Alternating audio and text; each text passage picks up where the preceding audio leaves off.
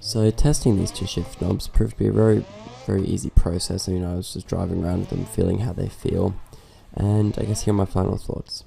So the carbon shift knobs, the circular one and the sort of sticky uppier one,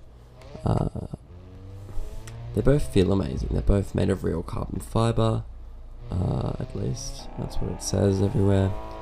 They certainly feel like it as well. They've definitely been polished and sanded and smoothed, though they're very dense and you can feel the weight. But are they the $100 and something worth? I don't know. So luckily I was given these as a gift, so I don't have to spend that money, but it's still a lot of money for just shift knobs. Now, in terms of actual different feel, there's not really too much. If you look at it closely and you're like really feeling your shifts, it feels it's a lot smoother with the heavier shift knobs, and it's a lot easier to get into gear. Over a couple of times I still messed up getting into gear. And with a sequential gearbox, it makes the shift feel so much better.